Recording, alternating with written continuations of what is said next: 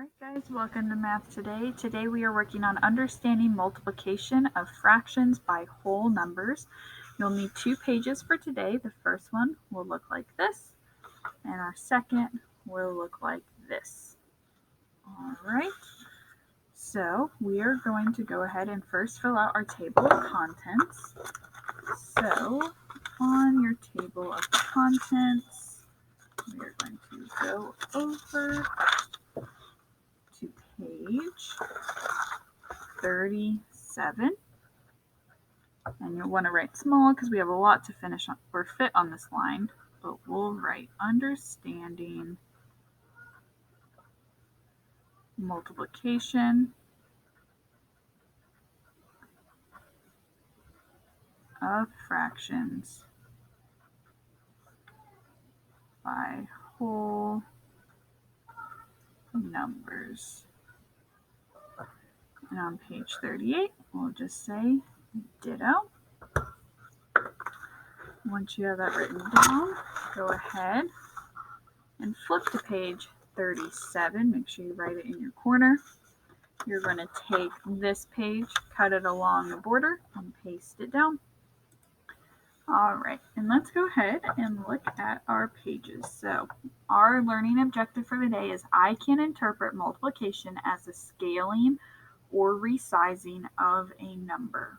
Okay, so first thing that we're going to do is look on our left side of the page, and we are going to find the product for each. So let's look at 2 times 1/3. I know that when I'm multiplying a whole number, I can just put it over 1, and now I'll just be able to multiply my fractions. Start with the numerators. 2 times 1 gives me 2. 1 times 3 gives me 3. We'll do the same down here. 3 times 1 is 3. 1 times 4 is 4. Same thing over 1. 4 times 2 is 8. 1 times 3 is 3. Now with 8/3, I would want to simplify that. So if I were to simplify that, I would say 2 and 2/3. Okay? So let's look at our next question. What effect do the fractions have on the whole numbers? So let's see. Our whole number is 2, and we go to 2/3. Our whole number is 3, and we go to 3/4. Whole number is 4, and we go to 8/3, or 2 and 2/3. So what do we think? What is our effect? We are going from 2 to 2/3, 3 to 3/4, 4 to 2 and 2/3. What effect does that have? Our numbers decrease, right? Our numbers get smaller. They grow, or they become less than, right? So we could say our numbers, or our number, gets smaller. It decreases, right? If we're going from 2 to only 2/3, 3 to 3/4, 4 to 2 1/3, we see that those numbers are getting smaller. So what conclusion can we make? If we see our numbers are getting smaller when we multiply fraction, what do we think? What patterns are we seeing? All right, hopefully you came up with your own conclusion, but the conclusion that I think we could all agree on is that when you multiply a whole number by a proper fraction, because all of these are proper fractions, meaning the numerator is smaller than the denominator. So when you multiply a whole number by a proper fraction, your product will be less than your whole number, which we can see stands true for all of these. We're multiplying a whole number by a fraction, and our product is less than our whole number. So let's look at our other side. What will happen when we multiply by improper fractions, where our numerator is greater than our denominator? So same thing as the other side. We'll look at 2 over 1 times 4 over 3. So first I'll multiply my numerators. 2 times 4 is 8. 1 times 3 is 3. 3 over 1. 3 times 5 is 15. 1 times 2 is 2. Same thing. 4 times 3 is 12. 1 times 2 is 2. Now I'll go to simplify these. 2 goes into 12 6 times with none left over. 2 will go into 15 7 times with 1 left over. 3 will go into 8 2 times with 2 left over. So I see I had 2, and I go to 2 2/3. 3, 7 1/2. 4, I go to 6. So I will go ahead and highlight those so it's easy to see our changes.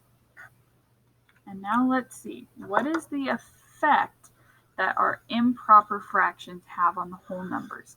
What happens to our numbers when we multiply by an improper fraction? Our number gets bigger. It increases, right? So, what conclusion can we make based off of the effects that we have just observed? Think about that for a minute. What conclusion can we make based off this effect? All right, so we could say that when you multiply a whole number by an improper fraction,